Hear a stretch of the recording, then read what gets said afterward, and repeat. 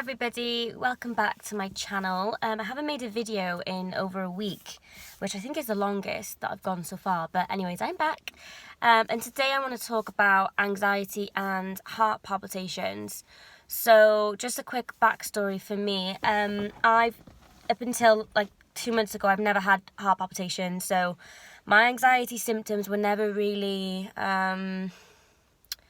based around my chest. Like, I didn't really get any chest pain, I didn't get palpitations, I had other symptoms. So you can imagine that when I started getting chest pain and when I started getting palpitations, I was worried because, you know, I've never dealt with this, and they just randomly sort of like turned up out of the blue, and I was like, this isn't normal, like, you know, I've never had this before. It was freaking me out. And yeah, so I've had this going on now for about 2 months.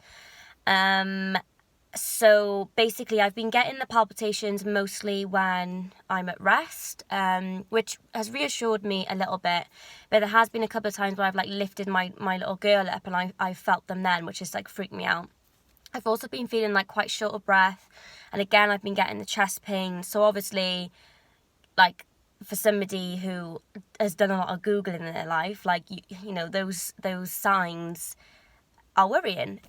So I've been very, very concerned, and I went to the doctor today because it was driving me crazy, and I was like, I just need to go and speak to a doctor. And the doctor that I actually saw today, she has a huge waiting list because she's always very thorough, and she's just very nice, and, you know, you can really talk to her and not sound crazy. So I went to go and see her this morning. I woke up at the crack of dawn so I could get in the queue, so I could make sure that I specifically saw her.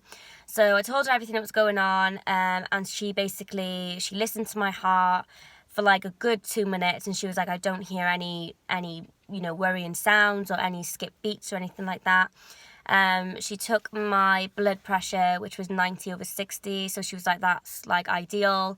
My heart rate was a little high, it was like in the 90s, but then I was like there in the doctors, and I'm always like anxious anyway. And like the fact that, you know, I don't have a family history of like heart disease or heart attacks or anything like that. She was pretty much like, you know, I think what you experience is just benign palpitations just due to your anxiety. And I'm feeling actually really proud of myself, because if this had been a year ago, I wouldn't have taken her word for it. Like, my health anxiety used to be so bad that I would not believe any doctor, and if this had been a year ago, I'd be pushing for an ECG, I'd be probably ringing an ambulance, I would be demanding to see a cardiologist because I wouldn't have trusted her. But it just goes to show that this year of therapy with ACT and CBT and ACT that I've had has obviously working, because I actually come out of the doctors for the first time in a long time feeling reassured, and I was like, right, you know, I've been to see a doctor, she's very thorough, she checked everything.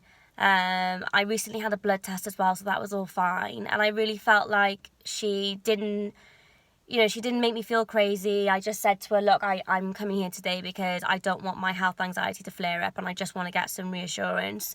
And she was like, that's really good. She was like, I'm pleased that you took the incentive to do that and you didn't resort to Google. But palpitations are super scary. Like, I mostly feel them in my throat. So I'll like be walking around, then all of a sudden I get like a thudding in my throat, or like a fluttering. I also get that odd really big thump in my chest, which scares the life out of me. And sometimes I just get a feeling of like a weird, I don't know, like a skip beat or something. And it, you know, it can be really worrying, and I think because I'm worrying about it now, I'm noticing them more, and they're becoming more frequent. So over like the last like week, I've been having like maybe, I don't know, 10 a day that I'm noticing. When I'm out and about, I'm not really noticing them I'm not really noticing them as much. It's mostly like when I'm home, or like when I'm laying down at night. And it is very, very scary. But, you know, like, I was speaking to the doctor today, and she was saying that palpitations don't usually signal something wrong with the heart. That's just in a few cases, you know, of people that are sort of like over 60 and have a history of heart disease in their family. That's when, you know, they may look at doing some investigations. But she wasn't concerned and I'm not concerned anymore. I feel like I did the right thing, and I'm just pleased that I'm now at a point where I can actually trust the doctor, because that is a huge thing for me. Being able to trust the doctor and walk away from your appointment feeling reassured is how you're supposed to feel.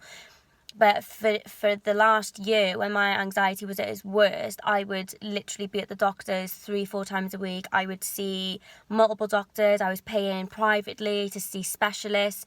And I was having all these tests done. I was wasting all this money, and they were only saying the same things that the GP was saying. So yeah, I definitely feel like a massive part of my recovery has been learning how to trust the doctors and learning how to put the sort of your faith in somebody else. And there are probably some, crappy doctors out there. But I really think it's worth kind of, looking around and finding yourself a doctor that you feel like you can really communicate with, and a doctor that you actually trust, because having that trust in your doctor is like so important.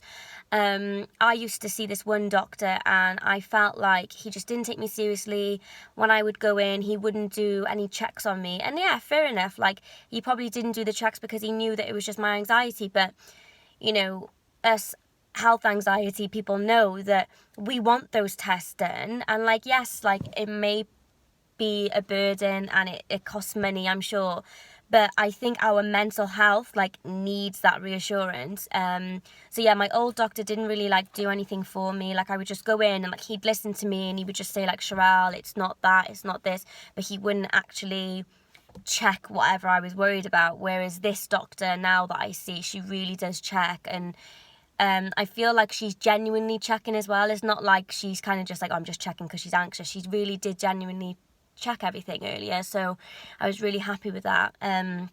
So yeah, I would, if you are somebody that really kind of can't trust a doctor, I would massively recommend like CBT therapy, and just ask your therapist to kind of like explore the ideas around you not being able to trust your doctor, because if you can get over that barrier, it will make a huge difference. So yeah, that's basically what I wanted to talk about today.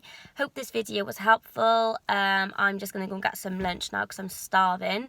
And please give it a like and subscribe if you want to be kept in the loop. And as always, please feel free to message me.